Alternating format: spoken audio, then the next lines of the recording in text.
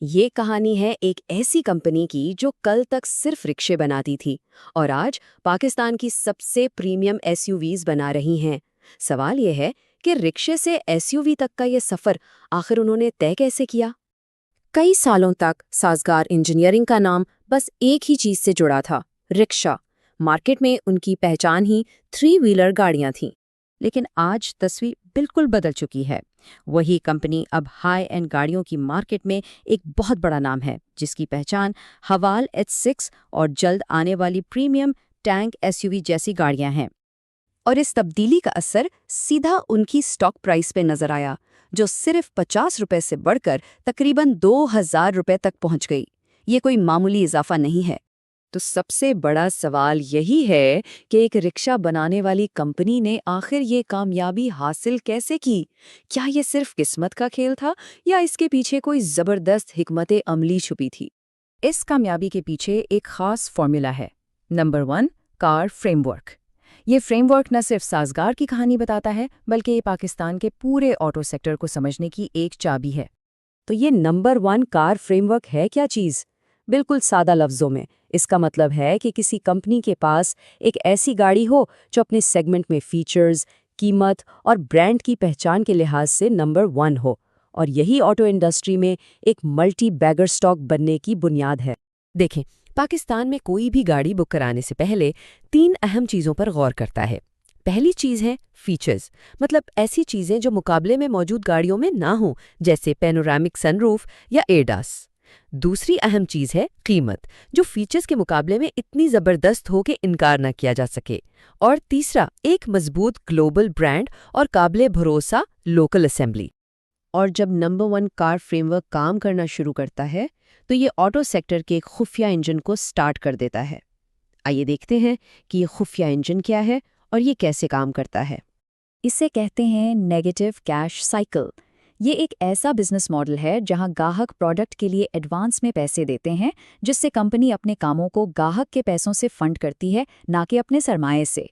ایک چھوٹی کمپنی کے لیے یہ کسی سپر پاور سے کم نہیں، کیونکہ اس سے بینک لونز کے بغیر تیزی سے بزنس کو بڑھایا جا سکتا ہے۔ اچھا، اب دیکھیں یہ کام کیسے کرتا ہے۔ سب سے پہلے خریدار گاڑی بک کرانے کے لیے ایک بڑی رقم ایڈوانس میں دیتا ہے۔ پھر سازگار انہی پیسوں کو گاڑیوں کی کٹس امپورٹ کرنے کے لیے استعمال کرتی ہے، اور آخر میں گاڑی مہینوں بعد ڈیلیور کی جاتی ہے، جو کہ کمپنی پہلے ہی گاہک کے پیسے استعمال کر چکی ہوتی ہے۔ اس طرح ایک cash light high return business model بن جاتا ہے۔ اب دیکھتے ہیں کہ سازگار نے اپنی حوال H6 ایس یو وی کے ساتھ اس فریم ورک کو کامیابی سے استعمال کیسے کیا۔ سازگار کے علی حمید کے مطابق چین میں اسی طرح کے فیچرز والی گاڑیاں جاپان یا کوریا کے مقابلے میں تقریباً 15% سستی ہیں۔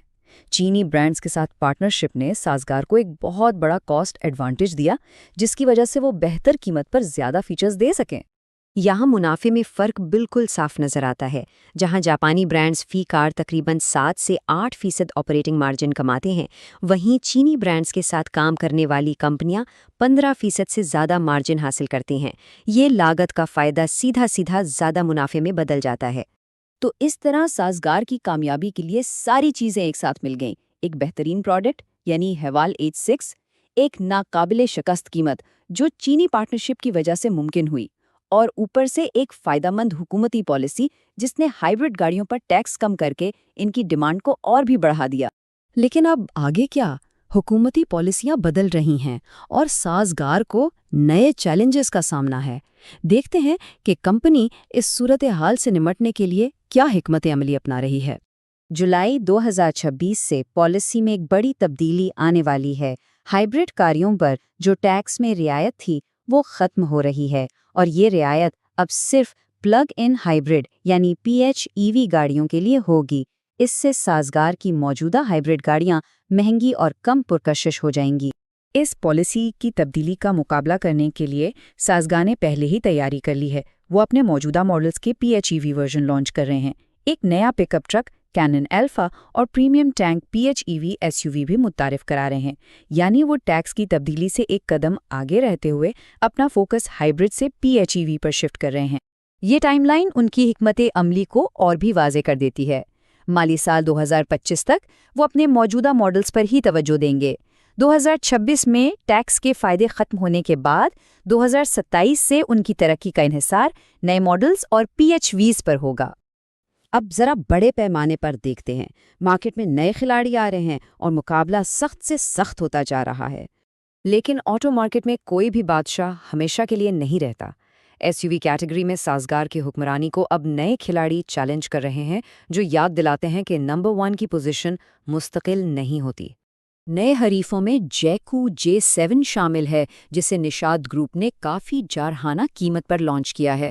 اس کے علاوہ چیری کمپنی بھی اپنے ٹیگو ماڈلز کے ساتھ مارکیٹ میں دوبارہ داخل ہو رہی ہے۔